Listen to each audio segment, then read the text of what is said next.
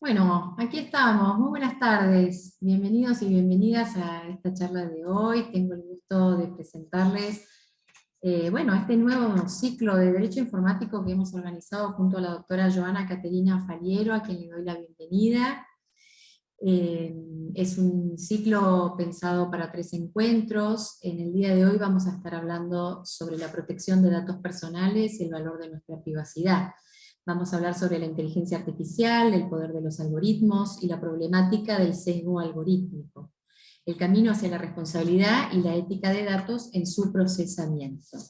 Les cuento sobre la doctora Joana Caterina Faliero, que es PhD, ella es doctora en Derecho con tesis doctoral, distinguida en protección de datos personales de la Facultad de Derecho de la Universidad de Buenos Aires, es especialista en Derecho Informático y abogada en Derecho Empresarial y Privado de la Facultad de Derecho de la Universidad de Buenos Aires, consultora internacional, asesora y representante legal, especializada para Argentina, Latinoamérica, Caribe y Unión Europea en Derecho Informático, Data Privacy, Data Protection, Data Governance, Data Compliance, Data Ethics, AI Ethics, ética de los algoritmos, inteligencia artificial, algoritmos, anonimato, perfilamiento, identidad digital, infosecurity, ciberseguridad, ciberdefensa, ciberinteligencia, delitos informáticos, prueba digital, documentación digital, e-governance, derechos de los usuarios y consumidores, e-commerce, criptomonedas, blockchain, technology, smart contracts. ¿Cuántas cosas, Joana? Sigo.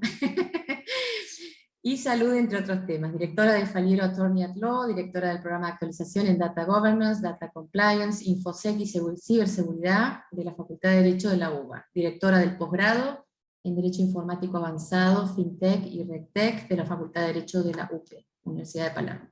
Directora de posgrados de la Facultad de Derecho de la UBA y Universidad de Palermo, y profesora de grado y posgrado, también misma universidad, UBA, UNDEF, Derecho USAL, Ingeniería y Derecho UP, Ingeniería y Derecho UCA, Educación Legal y Ejecutiva, investigadora adscripta del Instituto Bioja, autora de 4 libros, entre ellos La protección de datos personales, El derecho al anonimato, revolucionando el paradigma de protección en tiempos de la posprivacidad, y disertante nacional e internacional.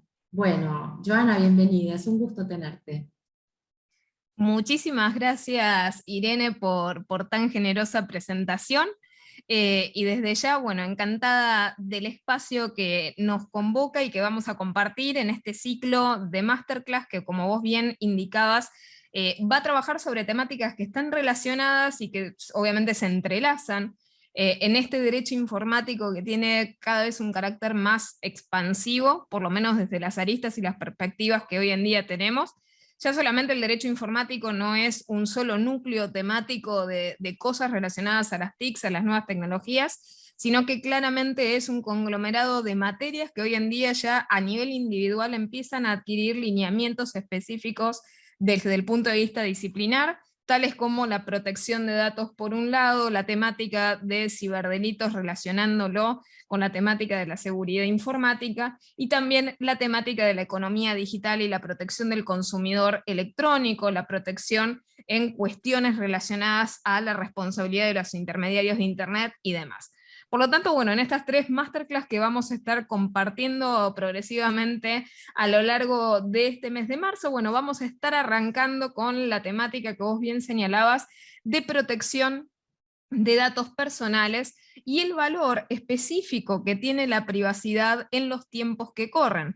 O sea, en particular, uno de los planteos principales que nos surge hoy en día, en particular articulación con la caracterización que nosotros permanentemente decimos de nuestra sociedad como parte de una sociedad de la era de datos, donde el perfilamiento es una práctica absolutamente instalada entre nosotros y en nuestros días, que ya no específicamente realizan solamente los que ejecutan tareas de perfilamiento, sino que prácticamente cualquier empresa hoy en día utiliza perfilamiento, utiliza procesamiento analítico de datos para brindar servicios simplemente a consumidores y usuarios de manera genérica, es decir, no solamente, como insisto, no solamente son las grandes tecnológicas abocadas a estas temáticas o al procesamiento o al tratamiento analítico las que se dedican a esto, sino que estas herramientas hoy en día ya prácticamente están a libre disposición de cualquiera y de cualquier proveedor de productos y servicios y demás. Entonces, de esta manera empezamos a ver cómo en el escenario tradicional que enfrentaba la protección de datos personales, que tiene esos albores, por lo menos desde el tipo constitutivo, de qué derecho da lugar al nacimiento de la protección de datos personales, por lo menos embrionariamente, desde ese panorama histórico en el cual nosotros concebíamos al derecho a la intimidad como el manadero de la justificación de por qué protegemos nuestros datos, hoy en día estamos hablando de conceptos superadores obviamente al concepto embrionario que fue el más popular, por lo menos en los textos constitucionales clásicos, el derecho a la intimidad. Bien, de origen obviamente anglosajón tenemos el right to privacy o el derecho a la privacidad como ese reconocimiento de esa esfera de nuestras vidas que mantenemos nosotros exentas de la mirada de lo público, de la injerencia de lo público.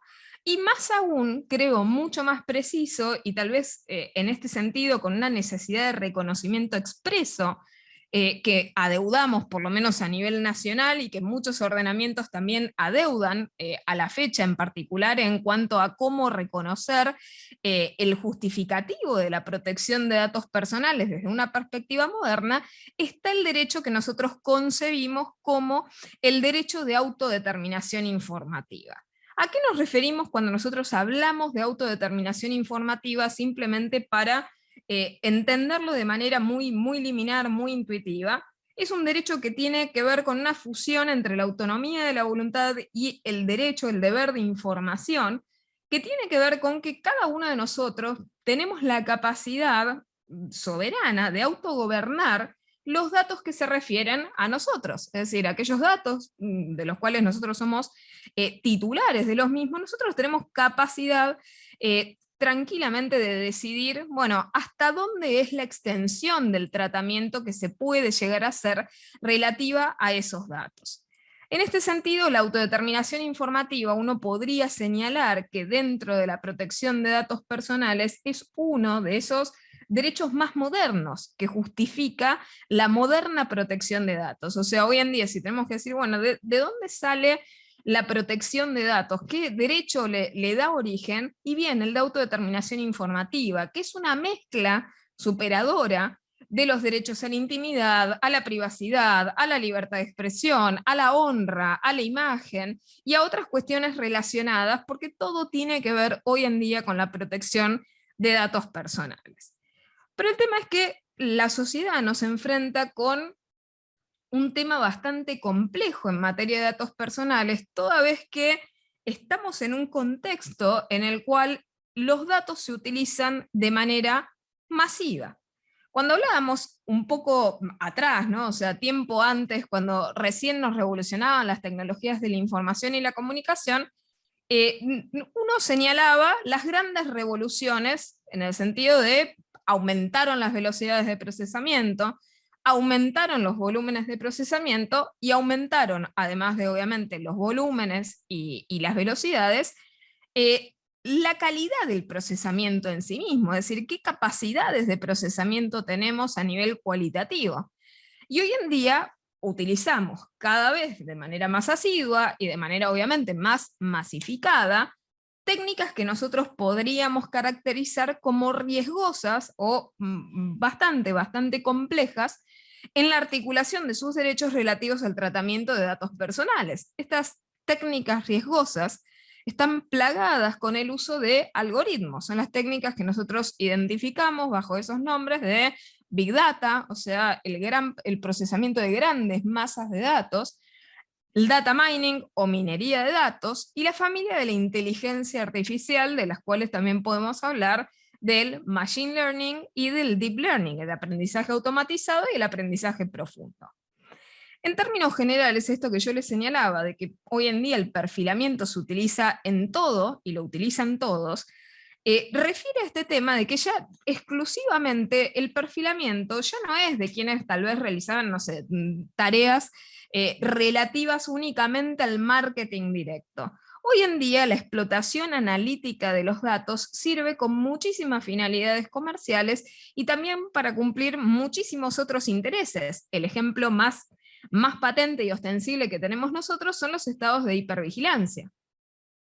La pandemia fue un gran ejemplo, un gran ilustrador de estas cuestiones. O sea, cuando tuvimos la explosión de la pandemia, de una manera bastante patente, los estados de una u otra forma fueron avanzando y profundizando los esquemas de hipervigilancia a nivel nacional. Y acá veíamos una utilización que uno podría decir no es netamente comercial, es decir, hay fines de carácter público relativos a la explotación analítica de los datos personales que se extraen de la ciudadanía. Tal es el caso de la vigilancia pandémica. Con la excusa del COVID, bueno, se han hecho con una gran cantidad de datos y de metadatos de todos los ciudadanos, de forma absolutamente indiscriminada.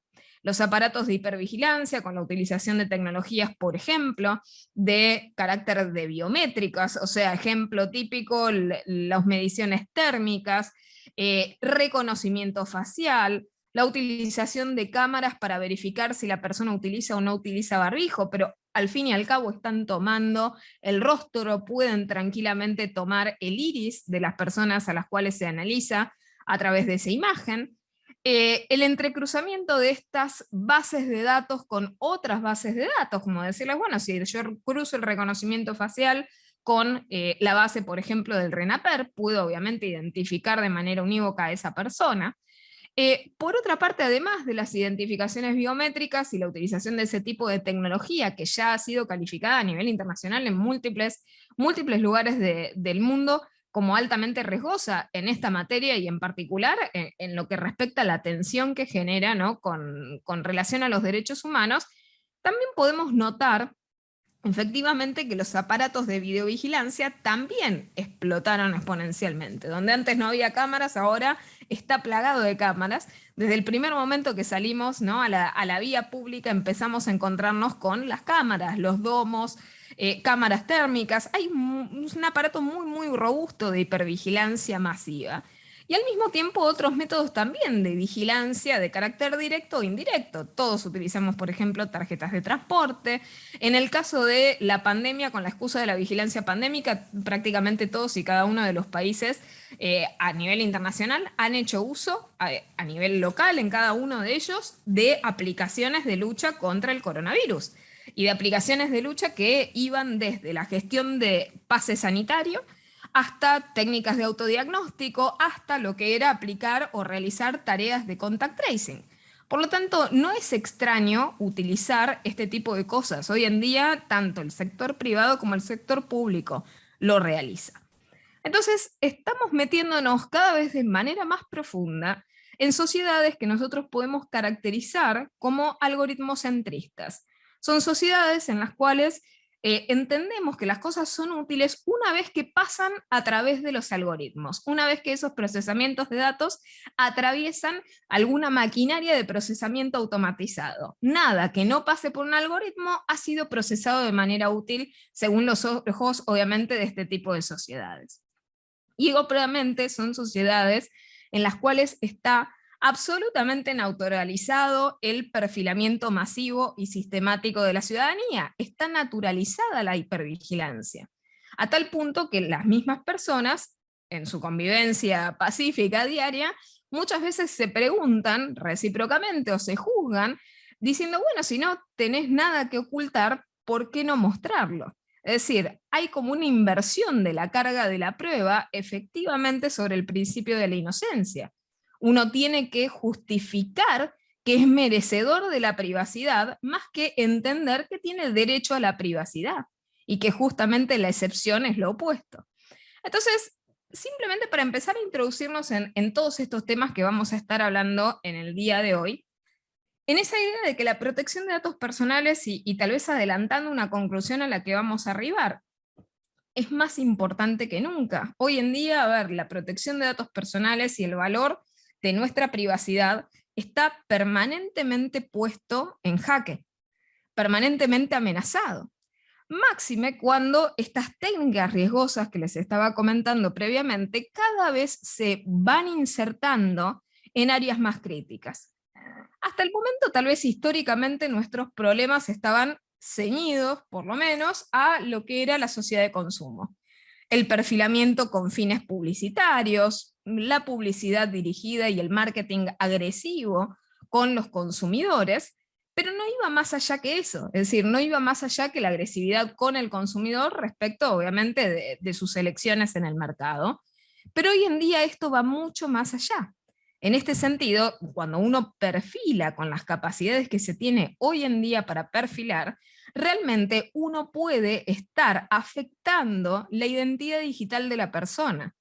Puede estar afectando también derechos personalísimos y humanos del titular del dato, y puede estar teniendo también consecuencias letales sobre su vida, sobre su libertad, sobre sus elecciones, hasta sobre su integridad física. Entonces, el perfilamiento hoy día es muy, muy relevante, y es tan relevante que resulta obviamente crítico. Si nosotros no entendemos esto y seguimos descuidando de alguna manera, tal vez consciente o inconsciente, los avances que se están teniendo en la materia, tal vez cuando recién demos cuenta de las consecuencias letales que han tenido sobre todas nuestras áreas de la vida, recién ahí sea tarde y nada de lo que hagamos valga.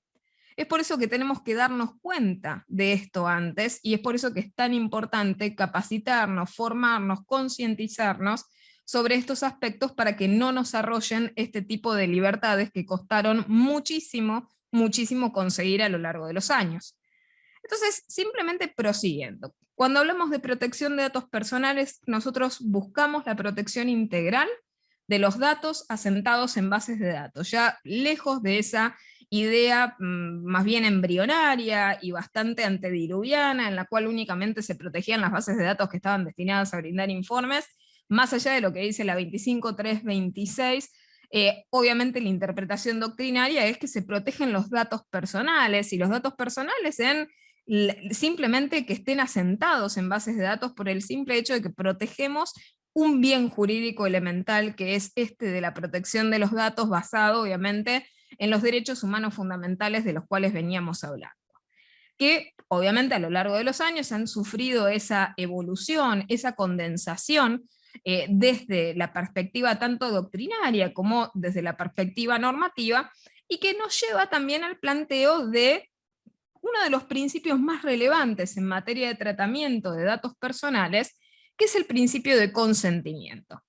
En definitiva, cuando nosotros hablamos de tratamiento, ¿no?, de datos personales, el tratamiento de datos personales, por autonomacia del principio fundante en esta cuestión, ha sido que el tratamiento resulta lícito toda vez que haya sido consentido de manera libre, expresa e informada, que es algo que no vemos habitualmente ocurra hoy en día, máxime cuando hay técnicas de procesamiento tan complejas que son prácticamente imposibles o difíciles de explicar hasta para los propios artífices de las mismas.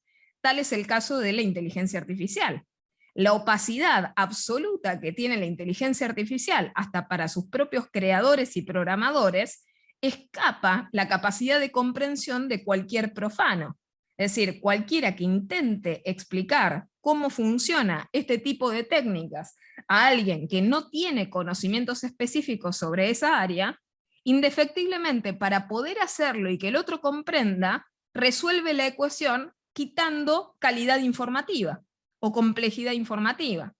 Hasta ahora, lamentablemente, siempre hemos visto que la información que se le brinda a los consumidores, a los usuarios, a los titulares de los datos, siempre es retaseada en desmedro de estos.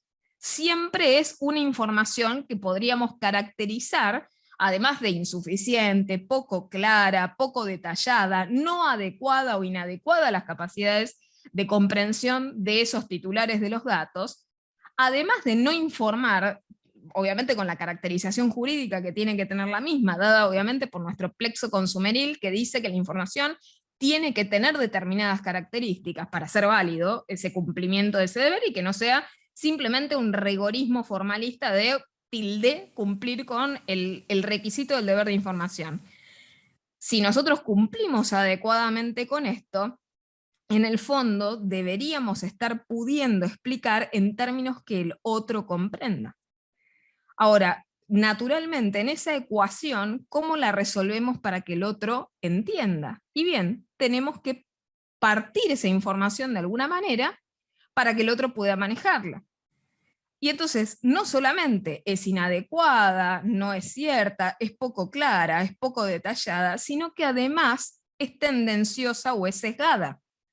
Después vamos a estar hablando del sesgo algorítmico, que es otra gran problemática de la utilización de los algoritmos, pero aún antes de esto, la palabra del sesgo se nos mete en la información.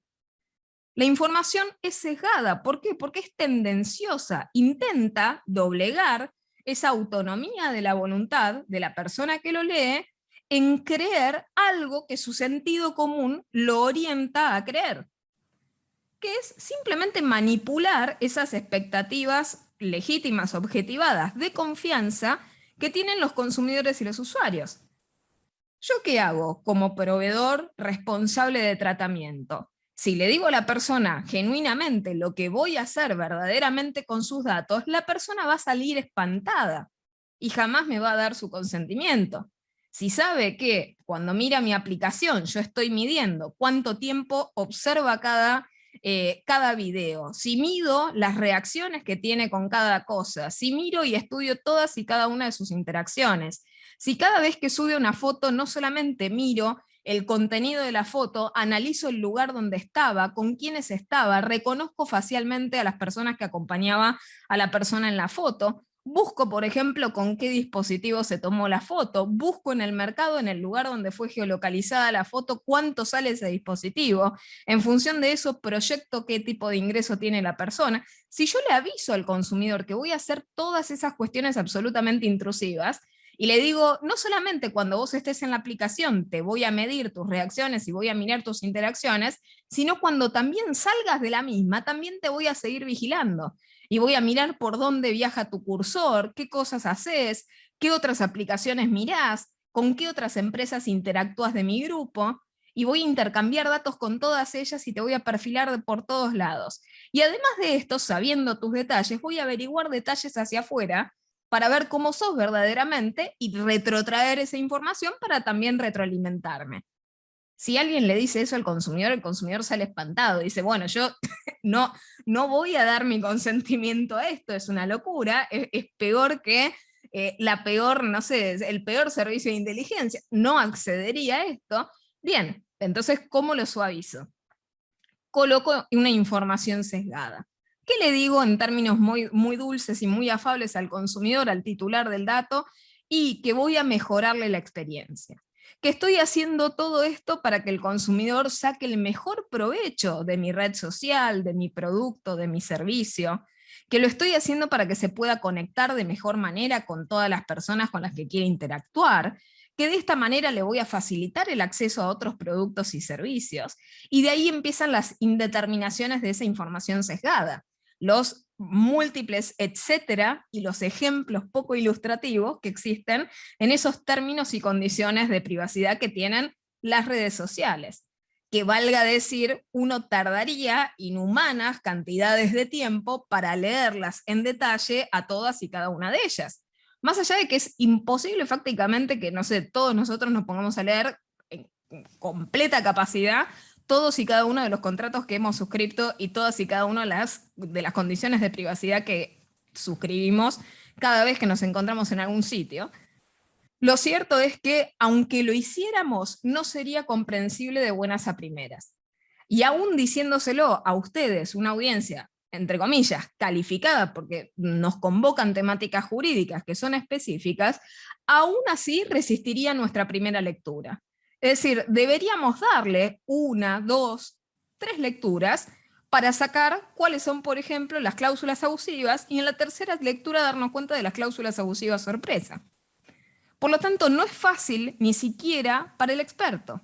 Ni siquiera para alguien calificado con competencias jurídicas es fácil leer estos contratos, estas partes integrantes de los contratos, esos anexos que revisten, ¿no?, ese tipo de parámetros que aplican a las relaciones en materia de privacidad y de protección de datos.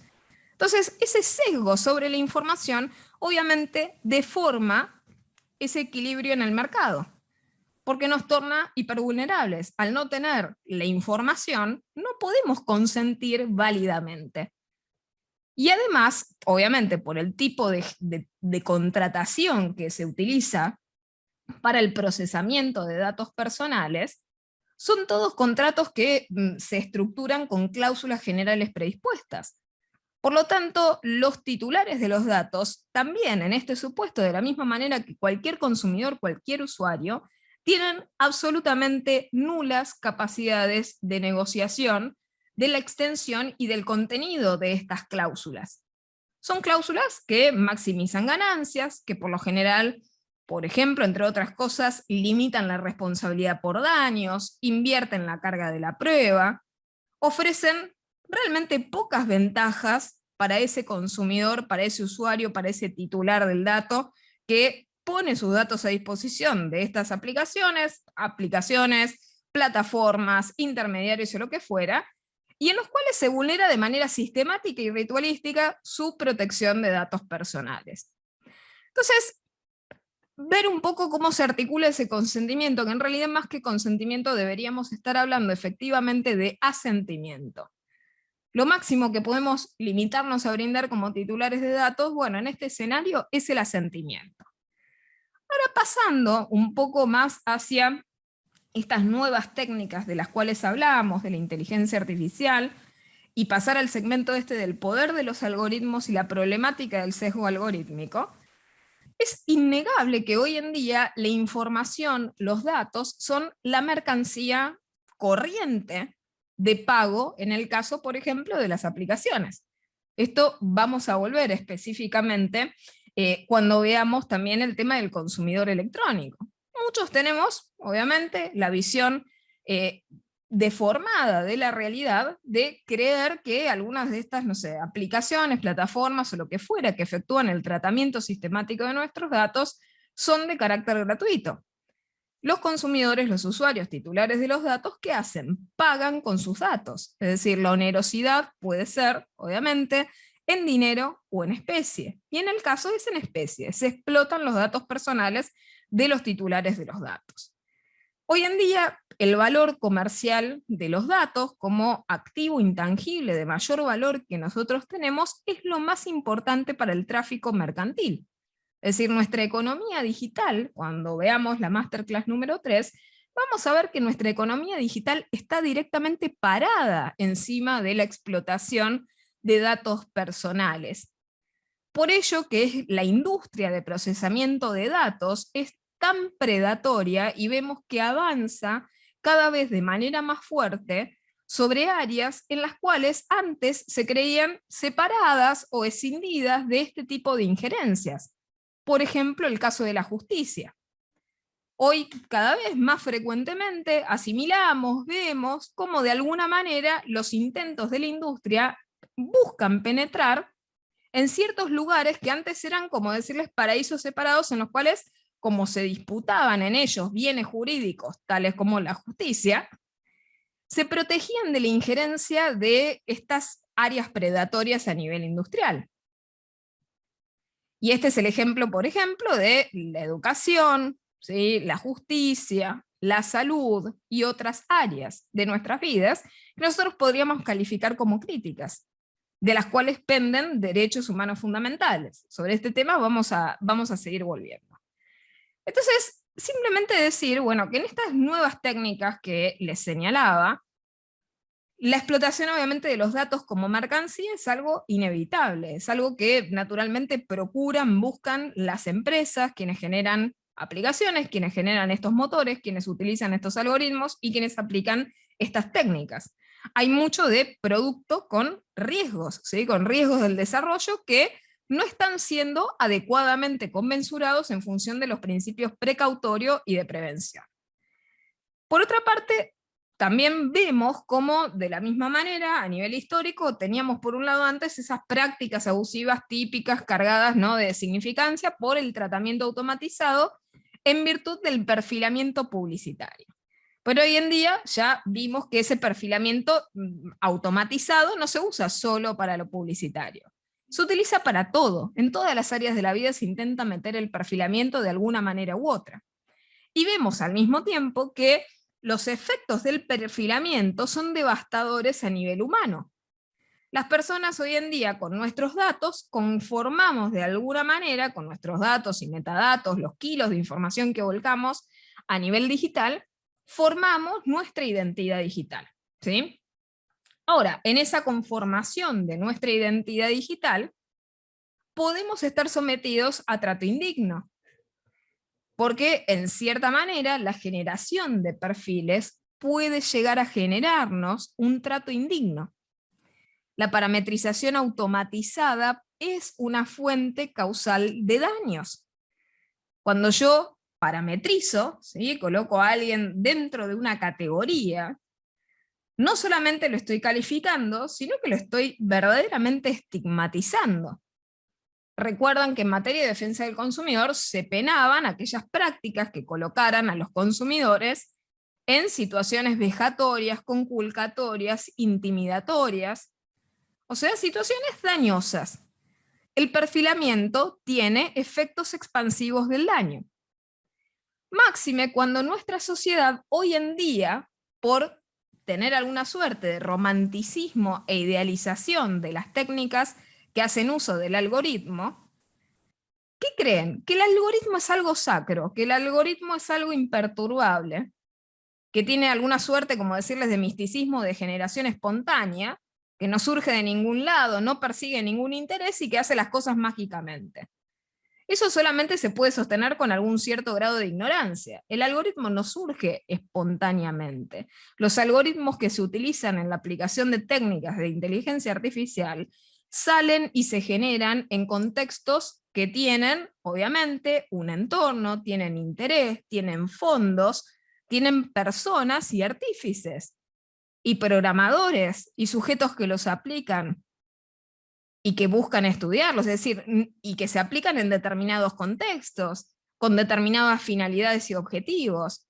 Por lo tanto, no hay nada de aséptico, no hay nada de aislado en esto. Entonces deberíamos dejar de romantizar estas cuestiones que tal vez por esa idealización del futurismo o del reduccionismo tecnologicista, de decir, bueno, todo futuro es mejor y cualquier aplicación de tecnologías nos lleva a mejor puerto, no siempre se concreta.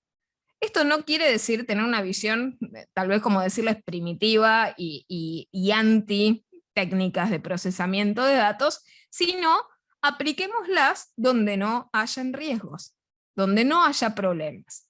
Entonces, lamentablemente nuestra sociedad no se queda quieta con los resultados que nos arrojan los algoritmos. La sociedad hace cosas, y hoy en día lo peor que puede suceder, naturalmente, y que nuestra ley de protección de datos personales y las leyes históricas de protección de datos personales ya lo advertían en su momento, es el riesgo que ocasiona en los individuos la toma de decisiones basadas en el perfilamiento automatizado de los datos.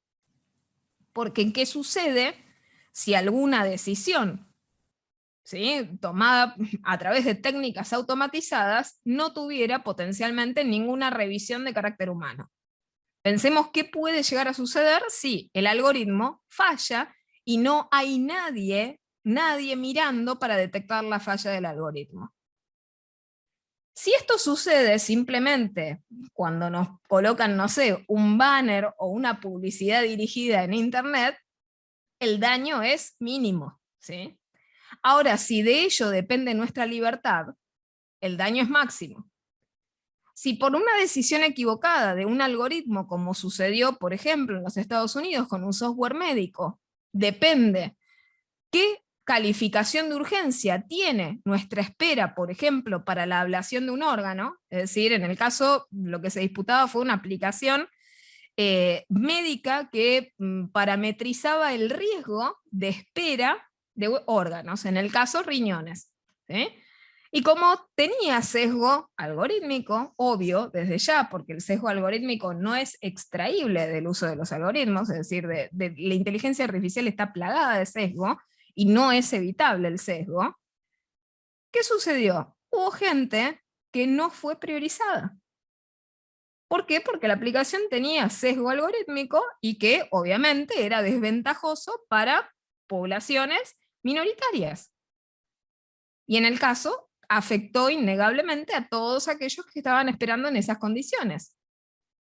Y la pregunta es, bueno, ¿y cómo nadie se dio cuenta? ¿Cómo nadie no se dio cuenta que la aplicación discriminaba? ¿Cómo nadie se dio cuenta que los afroamericanos no recibían tantos órganos como los no afroamericanos? Es decir, como todos los caucásicos que estaban en espera. ¿Cómo no se dieron cuenta? Y no se dieron cuenta porque la gente confía ciegamente en la tecnología.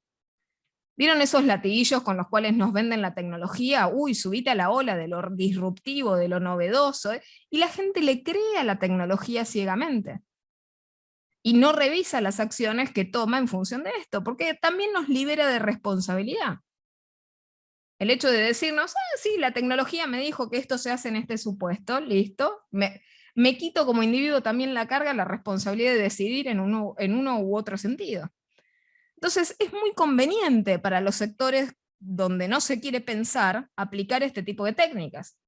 También es muy conveniente para los lugares donde no se quiere que nadie piense, o donde se quiere manejar las decisiones, de manera que nadie se dé cuenta y nadie pueda controlarlo. La inteligencia artificial es muy, muy, muy riesgosa en esto. Entonces, en este sentido, ¿sí? Acá en el chat justamente comentaban, ¿sí? O no se dieron cuenta porque intencionalmente fue cargado así. Vamos a ver un poco ahora a continuación cuál es el grado total de intencionalidad, o sea, cómo parametrizar o cómo conmensurar de alguna manera un poco la intencionalidad, porque naturalmente todos diríamos, bueno, acá hubo algún interés de por medio, y a veces lo hay y a veces no lo hay. ¿Sí? O sea, a veces el sesgo algorítmico surge de manera espontánea y a veces surge de manera forzada. El tema es que el efecto del accidente o el efecto de la intención es igual de negativo, es igual de dañoso. Entonces tampoco a los efectos importa si lo han hecho con inocencia, si lo han hecho por una omisión o si lo han hecho por una acción. En definitiva, el resultado dañoso es el mismo. Y esto me lleva, y está bueno justo que hayan comentado esto, me lleva a comentarles brevemente que obviamente en este parámetro de la responsabilidad en materia de protección de datos personales, no tenemos que olvidar que la responsabilidad se fija de manera objetiva. Es decir, no nos tiene que importar la intencionalidad del agente dañador para aplicarle las consecuencias dañosas. Es decir, no importa si el responsable de tratamiento realizó X acción de perfilamiento y con ello ocasionó daños, lo hizo con ganas o intenciones de dañar a sabiendas o lo hizo por culpa. No importa. A mí lo que me importa es que se ha contrariado un deber objetivo de cuidado que era cumplir con el deber de seguridad, que era cumplir con el deber de no dañar, ¿sí? Con el consentimiento informado, con el principio que fuera que se hubiera conculcado en el caso concreto, ¿sí?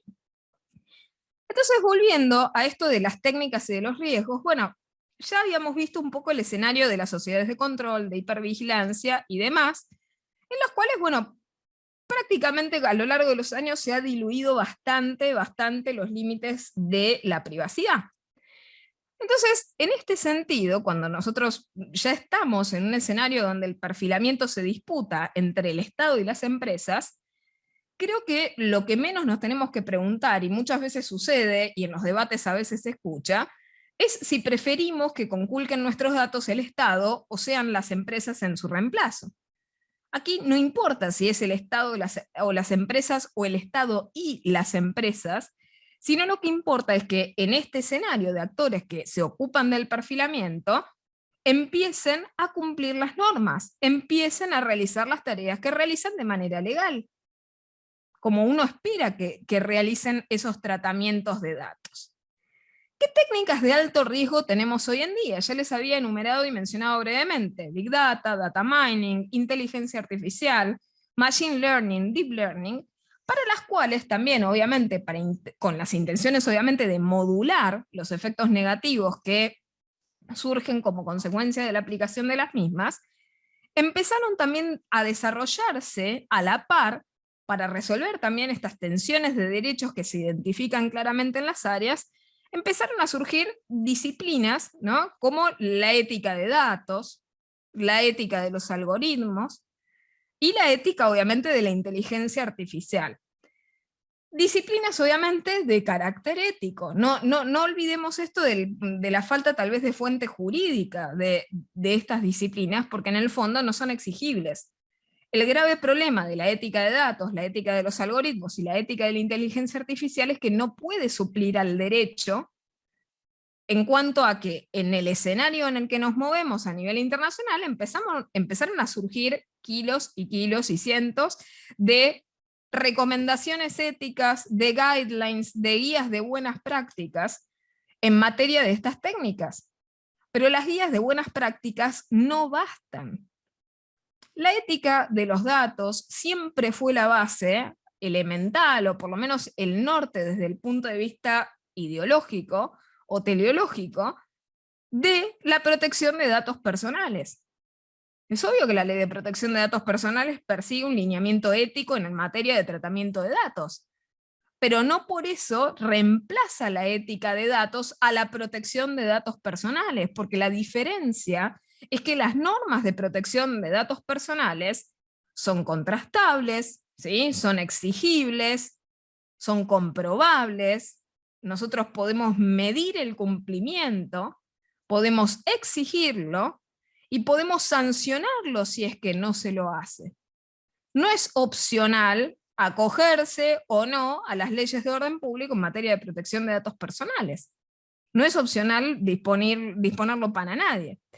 Entonces, hoy en día ocurre una tendencia que también es, como decirles, una copia de técnicas de marketing agresivo, que también infecta el área de la aplicación de estas técnicas de alto riesgo, que es el data ethics washing.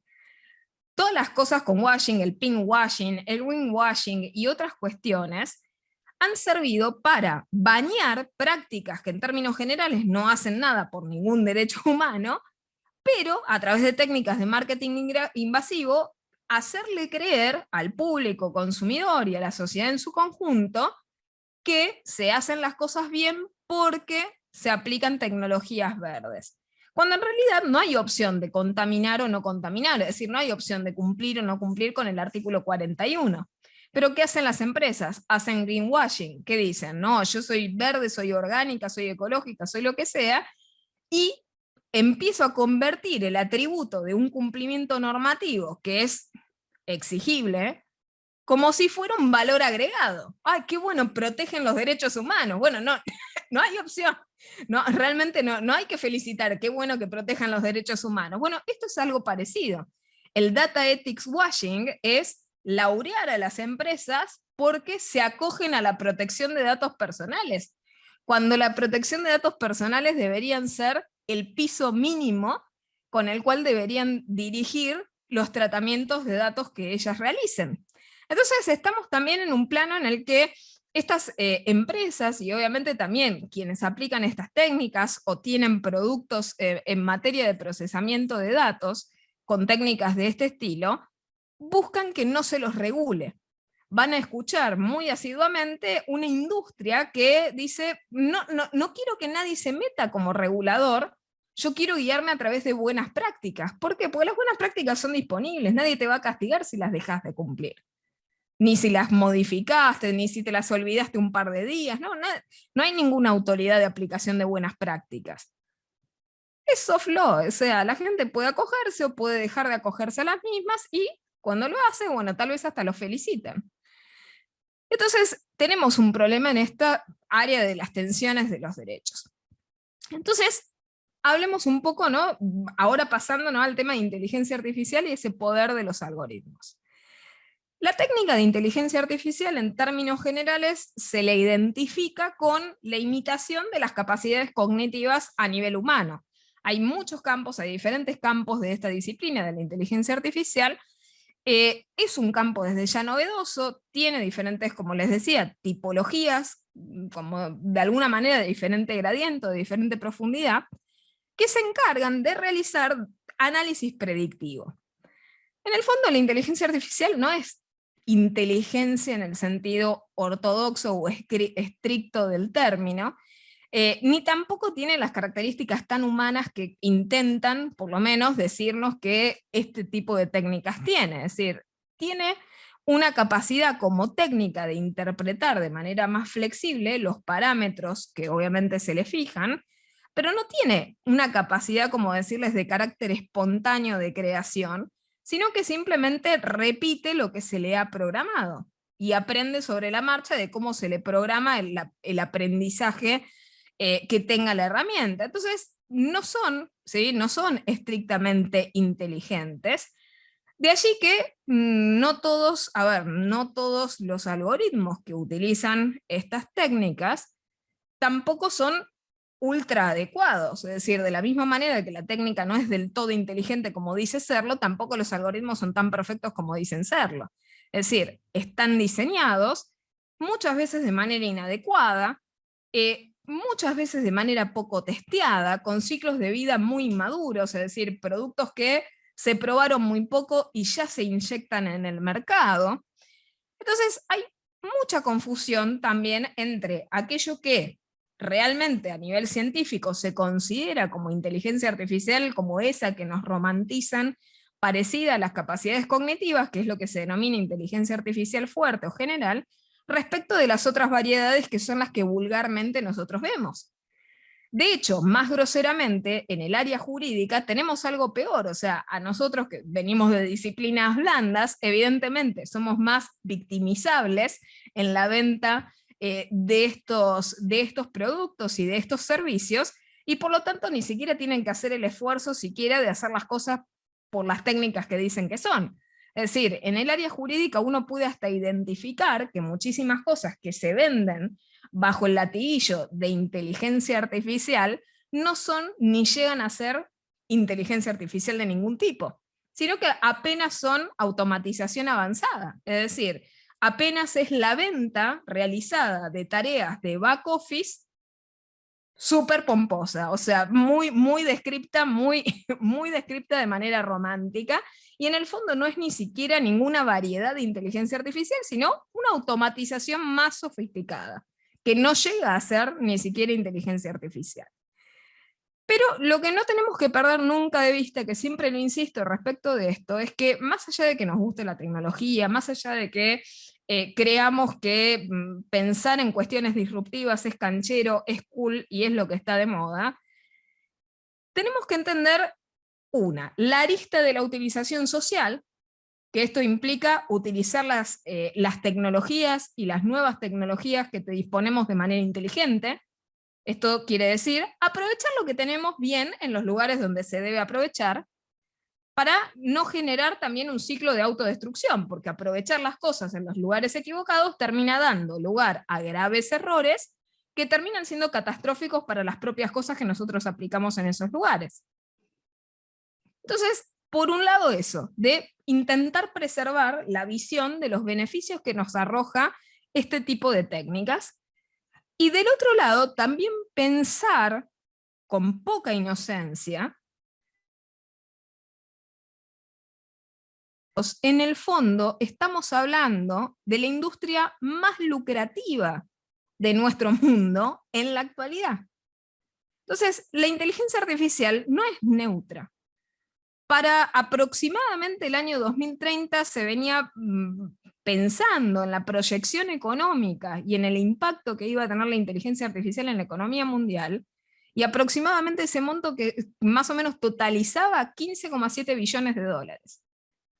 Por lo tanto, cuando hablamos de inteligencia artificial, tengan en mente de que naturalmente los que hablan de esto e intentan evangelizar en aplicar este tipo de formulismos en cualquier área, en cualquier lugar, para cualquier implementación, evidentemente están persiguiendo algún interés de participar en ese impacto económico. Porque no se entiende por qué cualquiera evangelizaría de manera abierta en querer aplicar algo que es absolutamente riesgoso, sobre lo cual no se ha estudiado efectivamente las consecuencias que puede llegar a tener. sin medir el daño y el impacto, algo que se contrapone absolutamente con nuestros principios precautorio y de prevención. ¿Por qué alguien diría, apliquemos esto en un área crítica como la salud, apliquemos esto en un área crítica como la justicia, si no esconde el interés de participar en el negocio? Esas son cosas críticas que debemos preguntarnos. Y por otra parte, si alguien impulsa ese tipo de cambios, pensar lo siguiente: después, ¿quién los controla? Y si la respuesta es que los va a controlar el mismo sujeto que los insertó, ahí ya tenemos claramente manifestado un conflicto de interés, porque jamás va a acusar la falla del sistema. El ejemplo, si es el propio sistema judicial el que coloca estos cambios, cuando haya un error, ¿va a ser el propio sistema el que se audite a sí mismo gritando el error y retrotrayendo las consecuencias dañosas que ocurran? ¿Quién va a tener capacidad de mirar cuando ocurra algo malo? O controlar cuando se materialice algún tipo de incidente. Entonces, pensar un poco en estas cuestiones y entender esto de el poder que tienen los algoritmos. En esta ecuación del perfilamiento, la inteligencia artificial perfecciona y optimiza ese perfilamiento del cual estamos hablando, y muy falazmente muchas veces se dice que conlleva la igualdad. No, a lo que conlleva realmente es a la serialización y al perfeccionamiento y a la optimización de los resultados de un perfilamiento determinado, que puede ser o no ser justo. Por lo tanto, si en el caso estamos repitiendo de manera perfecta un resultado injusto, no lleva a la igualdad. Llevará a la igualdad en la injusticia, pero no a la igualdad real. Entonces, necesitamos ver en esto cómo se articulan las necesidades, cómo se articulan los deseos de la sociedad, al mismo tiempo que miramos cómo también a veces no podemos articular estas cuestiones con la autodeterminación informativa que nosotros veníamos hablando, y con la idea de que no podemos meter estas cosas sin estudiarlas previamente. De eso hoy en día se encargan, y por lo menos es un instituto que en los ordenamientos jurídicos más avanzados se han aplicado, que son los estudios de impacto en materia de datos personales. Los estudios de impacto en materia de protección de datos personales buscan evaluar, antes de insertar una técnica de tratamiento de datos que sea muy riesgosa en la sociedad, ver cuál es la medida de esos riesgos, ver si se aplican medidas para mitigar estos riesgos y si son posibles. Porque tal vez no es posible aplicar medidas para achicar los riesgos. Y tal es el caso de lo que sucede con los algoritmos en materia de inteligencia artificial. La inteligencia artificial hasta ahora, ¿qué nos ha prometido? Nos promete que es más adaptable, que es más segura, que es más efectiva, que protege hasta mejor los datos personales, que tiene más privacidad y demás.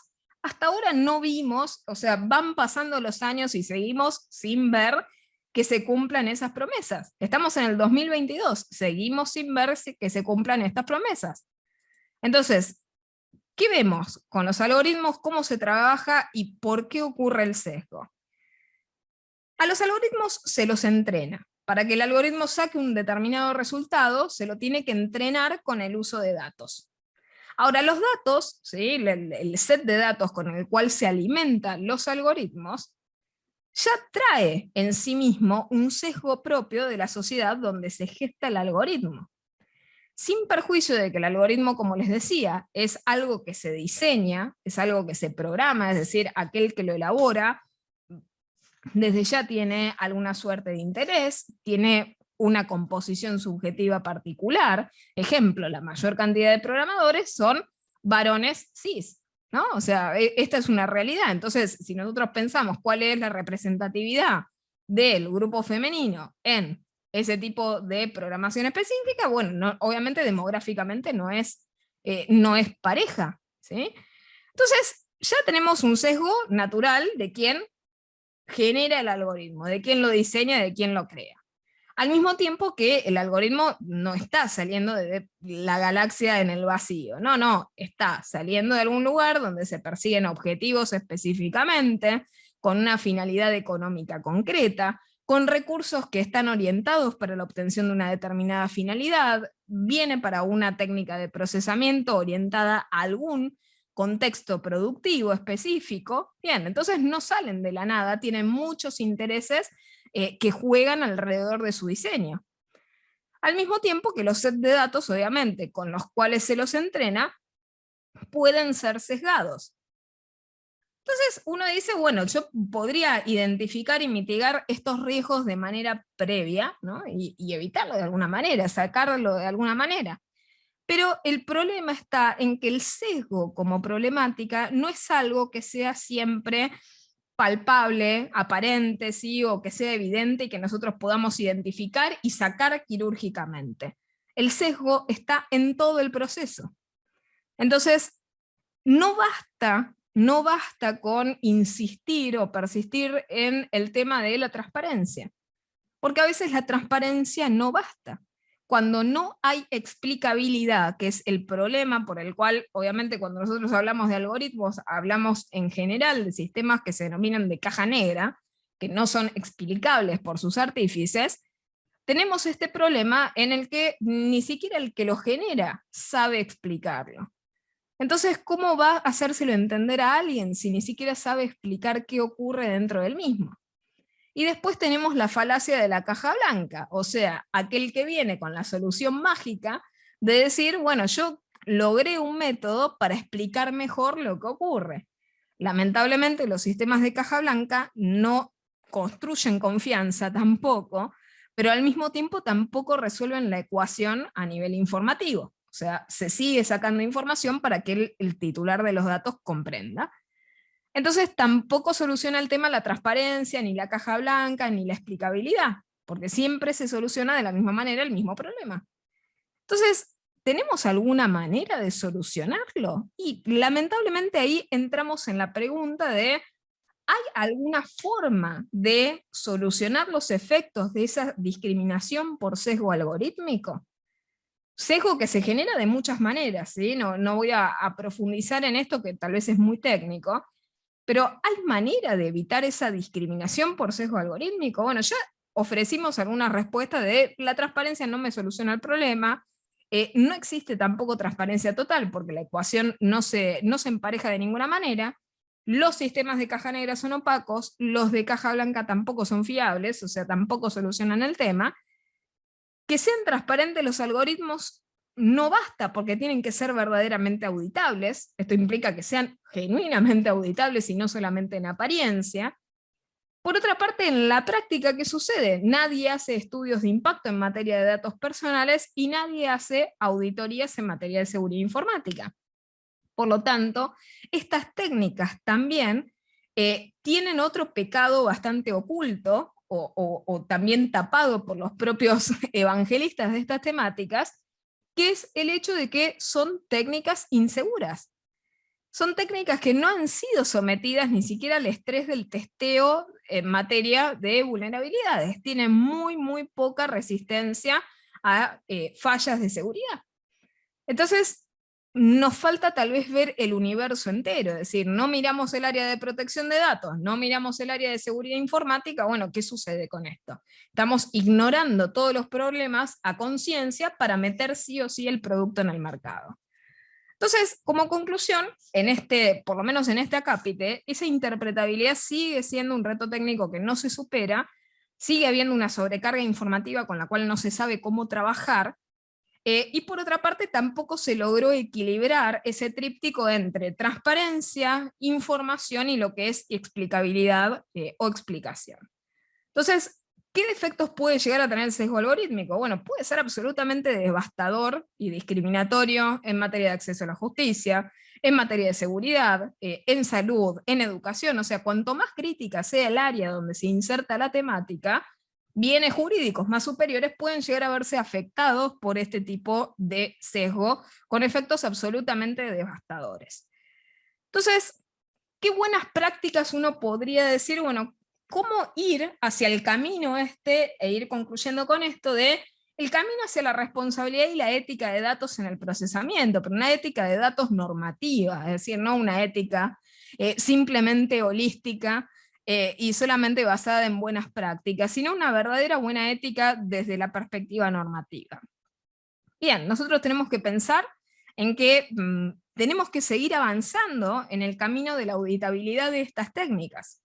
No basta, realmente no bastan los intentos que se han hecho hasta el momento, sino que tenemos que seguir gestionando los mecanismos que nos conduzcan a escenarios de mayor auditabilidad, que nos sirva para realmente tener un escenario transparente, y no solamente transparente en apariencia, que sean verdaderamente abiertos. Es decir, la gran mayoría de estas tecnologías por lo general son sujetos a algo muy, muy parecido. No sé si han seguido la estafa o el evento de la empresa Theranos, que era una señorita que decía que iba a ser capaz de realizar una infinidad de testeos sanguíneos simplemente con una gota de sangre. Con esto, obviamente, logró una estafa bastante abultada en materia de recaudación de fondos para realizar esto.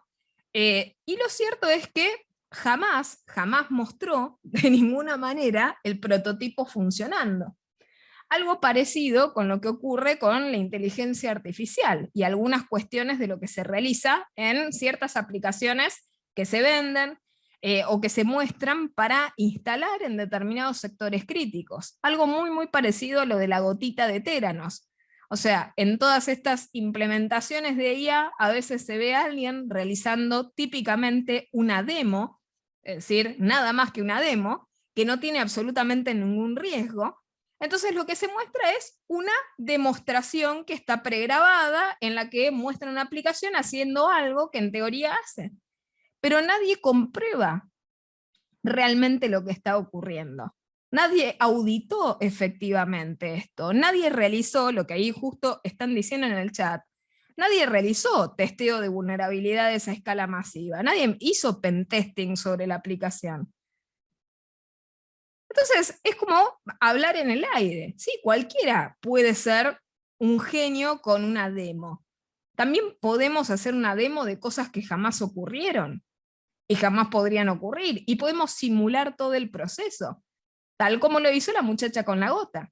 ¿Qué hizo? Un run, ¿sí? O sea, volvió a pasar al momento de una demostración que efectuó con un determinado laboratorio, volvió a pasar la grabación de un resultado que le había dado de manera correcta.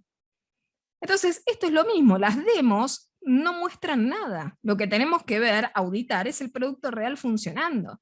Y no solamente auditar de manera estática, porque este es el mismo problema con el cual hemos llegado, ¿sí?, a la crítica sobre la aplicación, por ejemplo, del voto electrónico. No podemos auditar de manera estática.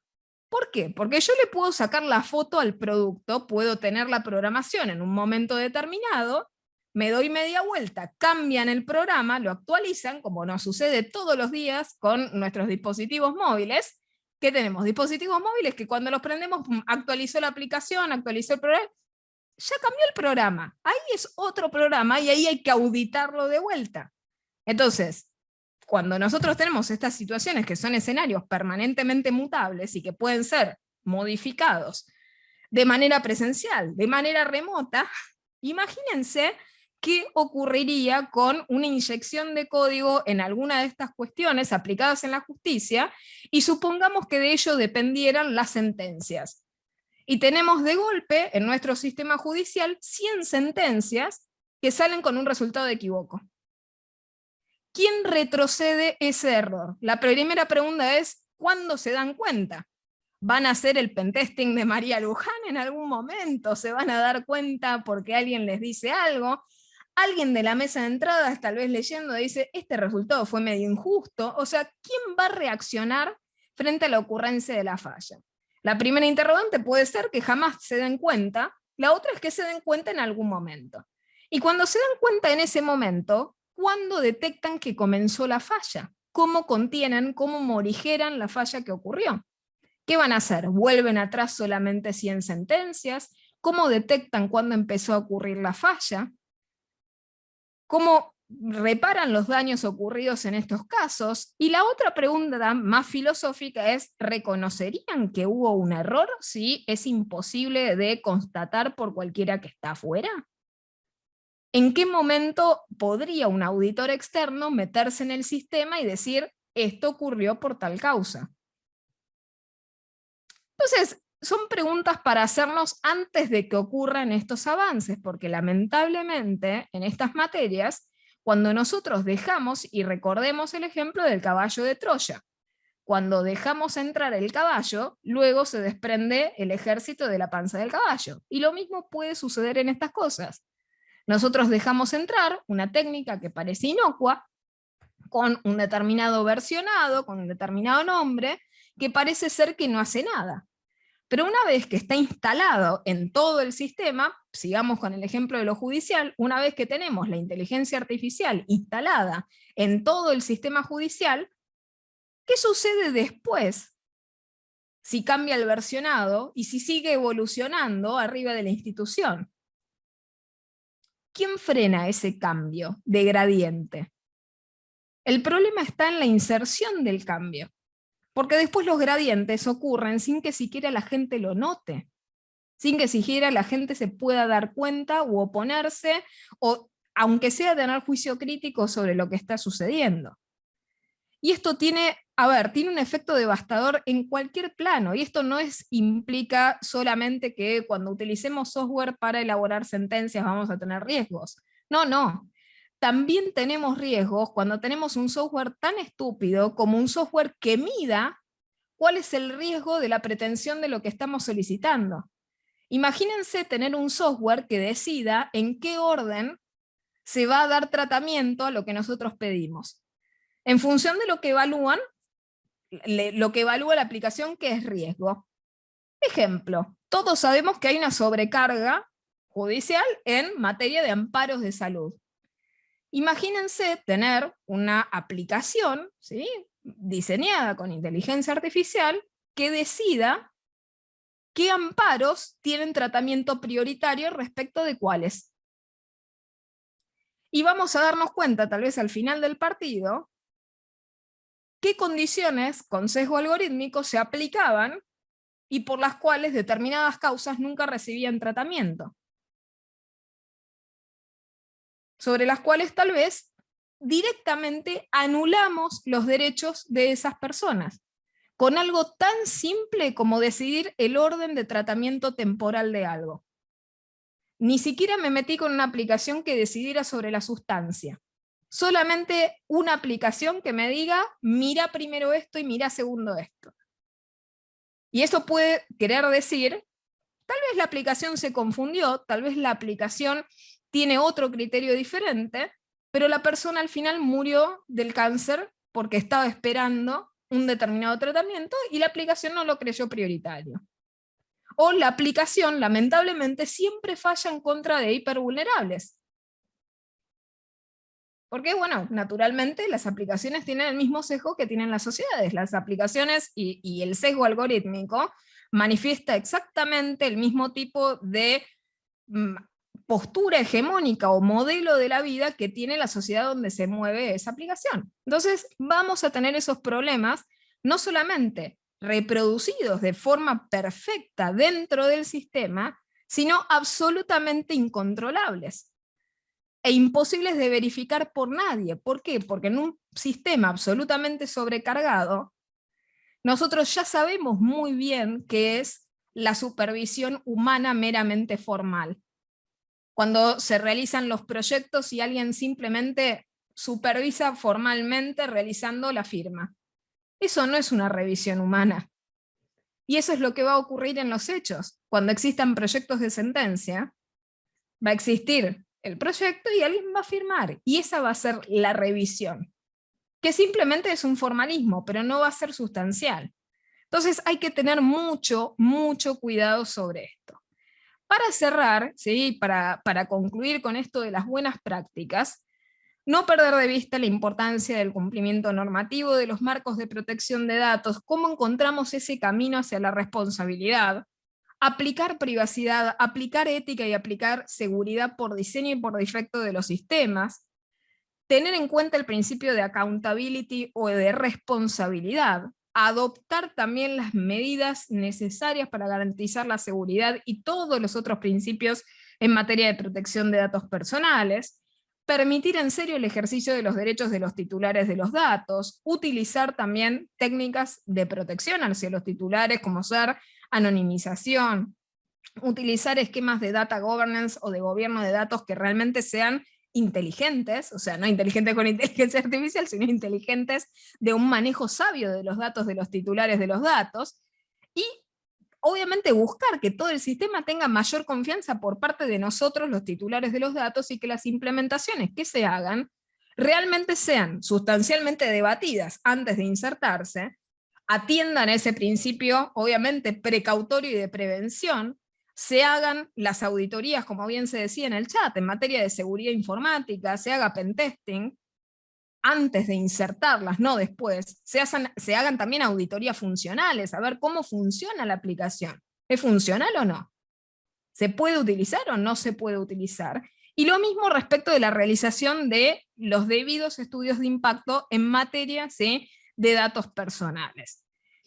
Hay varias reflexiones que realizó, ¿sí?, el año pasado la ONU, en particular como advertencia, ¿sí?, de lo que es la implementación boba de la inteligencia artificial, y que tengo la intención de leerles porque creo que resume bastante, por lo menos el espíritu de este tema que yo les digo de la reflexividad sobre la toma de estas decisiones y la responsabilidad que tenemos todos como operadores jurídicos de no plegarnos a la industria, no encantarnos con vocablos tan huecos como suena la disruptividad si es que no la entendemos, y no caer en reduccionismos tecnologicistas que no nos llevan hacia ningún lado. Entender que tenemos que aprovechar en serio las nuevas tecnologías, pero aprovecharlas de manera sabia, utilizando y sacando el mejor provecho en los mejores contextos de tratamiento.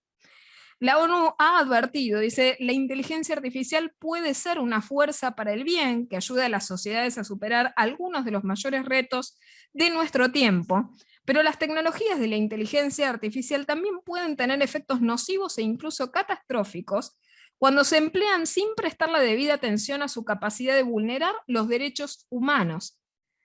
Y otra de las cuestiones es que no se puede seguir, y esto en palabras, obviamente, de esta advertencia, dice, no podemos seguir reaccionando tardíamente a los efectos de la inteligencia artificial, ni permitir que se use de manera ilimitada, sin fronteras ni supervisión, para enfrentarnos luego a sus casi inevitables consecuencias sobre los derechos humanos. Y esto es lo que yo les señalaba, que denomino apoptosis de la propia técnica. Cuando nosotros, por ese entusiasmo reduccionista y absolutamente simple que tenemos de racionalizar, falazmente que esto nos lleva a buen término simplemente por el hecho de que es tecnología, vamos a generar la autodestrucción de la propia técnica. Y este es el punto en el que yo digo tenemos que evitarlo. ¿Por qué? Porque una vez que nosotros coloquemos a nivel masivo, sigamos con el ejemplo de lo judicial que les estaba comentando, el día que tengamos inteligencia artificial en todo el sistema judicial, y tengamos ese mentado, supongamos, data lake, en el cual se entrecruza todo, se perfila todo, se hace todo de esa manera, ¿qué va a suceder? Cuando se cometa un error catastrófico y se lo detecte, y salga el escándalo a nivel público de que ha sucedido un determinado error, si no se logra ocultar, vamos a perder ese beneficio social para todo en general. Porque no se va a decir únicamente esto es catastrófico en estas 4 paredes. Se va a demonizar una técnica y la vamos a perder para las áreas en las que sí era útil. Entonces, esto no lo tenemos que dejar en manos de irresponsables ambiciosos, porque vamos a tener el gravísimo problema de colocar esto en un lugar inadecuado y por esa precipitada ambición que tienen, perderlo después y generar un proceso de autodestrucción que nos llevaría a quitarlo de todos lados de manera indiscriminada porque no supimos inteligentemente decidir dónde colocarlo a priori. Así que, en definitiva, entender que se puede. Es decir, el camino hacia la responsabilidad es claro, está lleno de principios que nosotros conocemos a nivel jurídico y en los cuales podemos efectivamente capacitar, asesorar y propagar a través de nuestras propias prácticas. Y no debemos perder de vista esto y dejar, obviamente, que la industria termina prevaleciendo sobre realmente cuestiones que son principiológicas y que no podemos dejar de lado. Y esto nos lleva como al principio. El valor de los datos hoy en día importa más que nunca y la privacidad hoy en día es más importante que nunca y no debemos renunciar a ella por más confusión que tengamos, más allá de los coqueteos de la industria y más allá de los coqueteos de ciertas técnicas de procesamiento de datos, no perder de vista qué derechos humanos están en juego en esa arena. Así que bueno, gracias por, por la atención que han tenido y por el rico debate también que han planteado en el chat a medida de que iba colaborando. Te doy la palabra, Irene. Gracias, Joana. Bueno, No, por favor. un placer escucharte. Qué clase magistral que diste. Qué placer escucharte, con qué claridad. Tema difícil además, ¿no? Porque hay muchas cuestiones técnicas y bueno, pero lo has hecho magistralmente realmente. Ahí están llegando las felicitaciones a través también de Facebook, que han estado súper atentos escuchándote, y bueno, yo no veo la hora de seguir escuchándote, porque la siguiente clase está buenísima. Vamos a hablar sobre los ciberdelitos y los incidentes de seguridad, ¿no? Exacto. El hacking, bueno, como herramienta de progreso y el anonimato como derecho, y eso va a ser el martes próximo 15, y después, el siguiente martes, vamos a estar hablando del consumidor electrónico y su protección en el comercio electrónico. Así que bueno, el link de acceso es exactamente el mismo que el de hoy. De todos modos, les vamos a estar enviando un correo para recordárselos. Y bueno, y va a ser un placer volver a escucharte. Agradezco muchísimo la presencia de todos los que nos han estado acompañando hoy. Y bueno, y acá, mira, estás leyendo todo lo que te están poniendo, muy buena Sí, sí, estoy... exposición, excelente muchísimas expositora. gracias. Muchísimas gracias a todos los asistentes por la atención. De vuelta, Irene, a vos por la fantástica moderación y generosa presentación. Y desde ya muy entusiasmada ya para el próximo encuentro, en el cual, bueno, como bien decías, vamos a estar hablando de ciberdelitos, y ese es un tema súper, súper candente hoy en día, sobre todo en el contexto de pandemia, Exacto. que se ha, ha multiplicado exponencialmente. Explotó, claro. Así que bueno, vamos a estar hablando de temáticas muy interesantes también la próxima. Bueno, muchísimas gracias, Joana. Nos reencontramos el martes próximo. Muchísimas gracias a todos y todas por estar. Nos vemos. Hasta luego, muchas gracias. Que estén muy bien.